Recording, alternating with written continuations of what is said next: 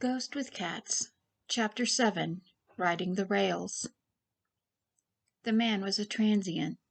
Name's Winston. Thank you for opening the door wider, Annie panted, as the Eloh also thanked him for opening the door. Winston nodded graciously. Gregory told me to. He said you young'uns needed a hand. Gregory? Annie asked, looking around. A large white feline just stared at them with blue eyes as Winston closed the door. The leather stamp on the collar on his neck read Gregory. Vorn, you said you act as a physician sometimes? Annie asked. Yes, Lady Annie. Were you injured? They all looked at her, concerned. No, but I need you to take something out of my arm, Annie responded. What's wrong with your arm, little lady? The hobo demanded in a gruff but concerned voice. I'm low-jacked, Annie answered with a frown. She pulled up her sleeve and pressed on the skin of her inner arm, revealing a flat, quarter-sized disc. Winston mumbled something about spooks and Big Brother and pulled a very old but well-kept Navy medical kit out of his bag. Dang government wants to chip everyone, just like dogs and cattles. But we won't let them, will we, Gregory? No, sir. Sit down, little lady. I can help you. Annie winced as Winston cut into her arm, popped the tracker out, then pressed a pad over the hole as it bled a little. You have done this before, Vorn observed. Yeah, they keep trying to tack all of us old bets, but we are smarter than they are. We just keep taking 'em out till they find us and put a new one in, Winston grumbled. Big Brother can't catch us all. Tall noticed Annie made the strange swallowing motion with her throat again, as Vorn bandaged her arm. She turned away so she couldn't see the blood. He had never met anyone or seen anyone react in this way to blood. Annie wanted nothing more than to start vomiting. Too much stress, too much blood, too much of her past horror coming back to visit her in the last day. Her mind reeled. Had it only been a day since she woke at the latest Pandora development site? And less than 2 since she was snatched from her hotel? She rubbed the sore spot on her arm, where she had been injected with something while they moved her. The 2 spots where she was tasered still hurt too. God, why does it have to be this crap again? Why does it have to be this time of year? Can't Omni-Energy Research try to end the world in the summer when it's warm? Her stress and fear demanded. A hand touched her, and she realized Winston had asked her something. She opened her eyes. I'm sorry. What did y'all say? I asked why they had you low-jacked. You're pretty young to be a retired spook, Winston repeated. Because of who my late parents were, was all she answered. The less the man knew about her, the safer he was. His large, dirty white cat butted her hand, and she scratched its head absently. Winston just grunted something about the government being in everybody's business and dropped the tracking chip in a small metal cigarette box, the kind with a magnet on the outside. When a train passed them going the other way, he threw the box onto it.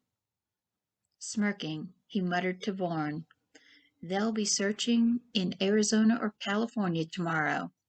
Not as smart as they think they are they, Gregory? The cat meowed in answer. Later, Annie and Vorn cooked for them. Annie showed Vorn how to use canned fuel to heat something called stew in cans. It was flavorful for preserved foods.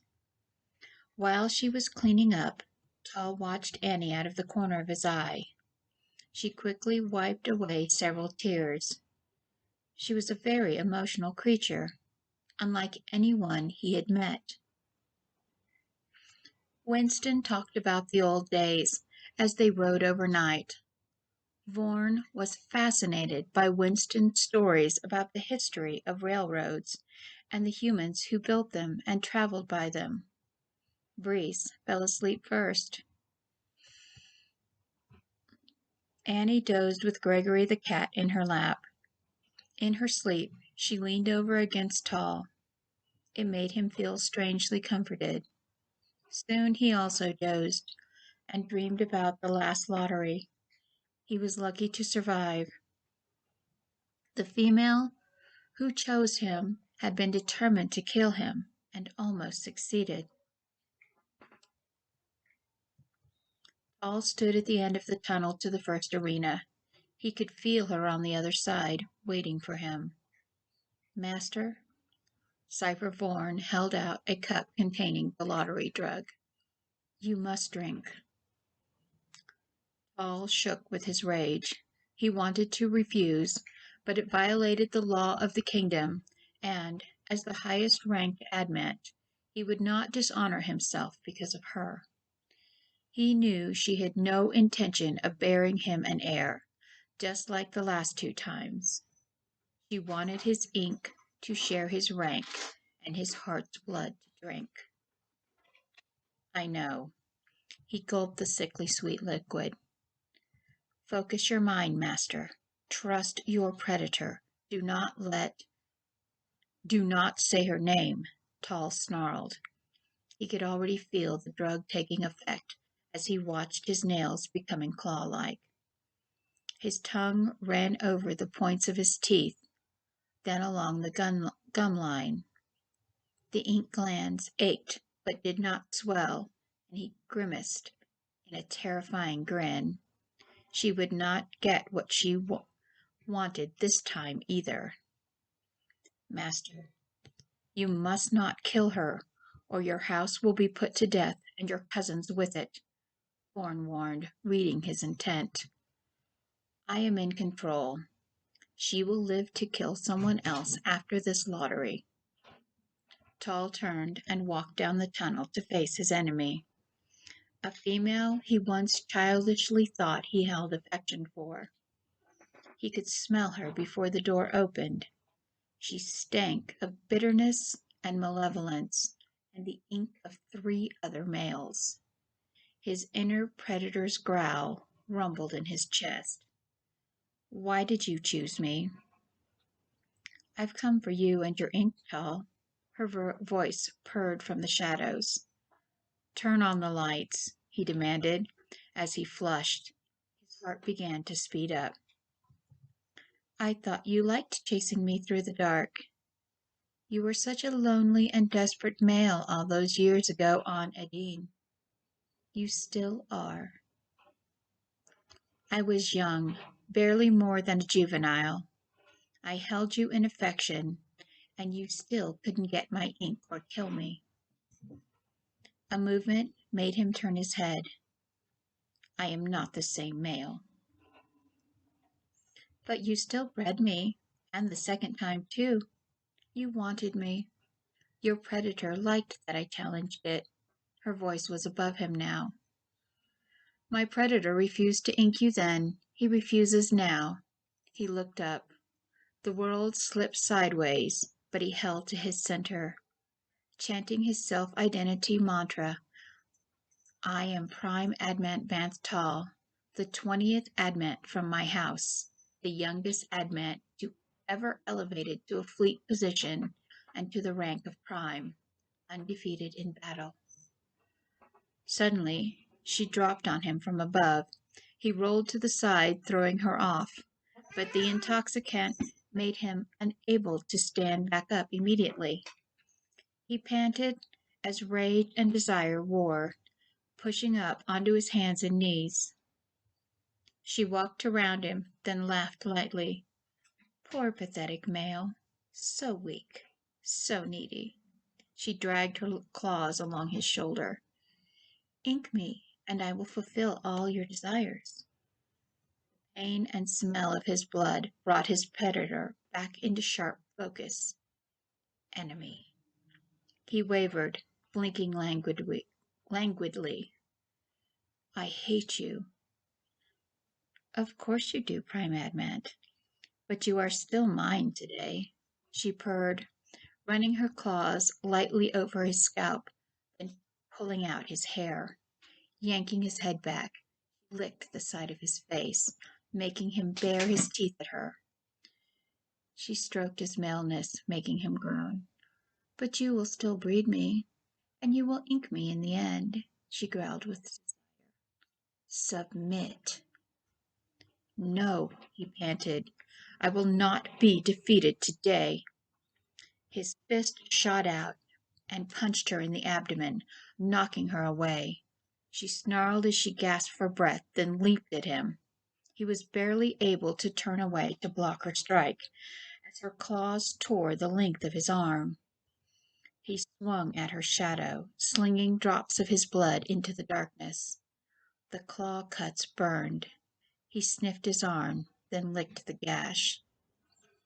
Demanding I drink a double portion of the lottery drug was not enough for you to ensure my submission? Tall bellowed, his predator trying to see past the hallucinations the drug caused as he clawed at the phantom images around him. You dipped your claws in it, too.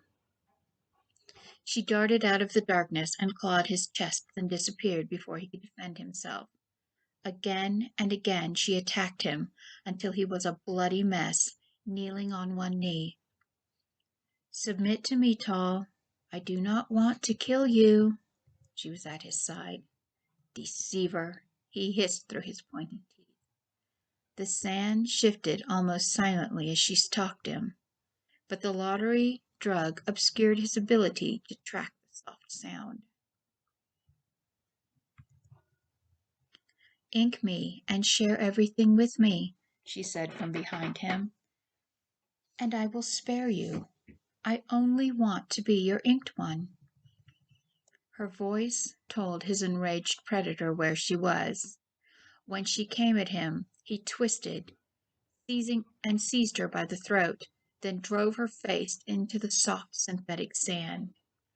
His claws impaled the back of her neck as he squeezed, but she was too smothered to scream as she clawed at his hand behind her head. Overcome by his pain and drug-induced wrath, his inner predator took over, intending to violently sate his needs before he killed this hated female.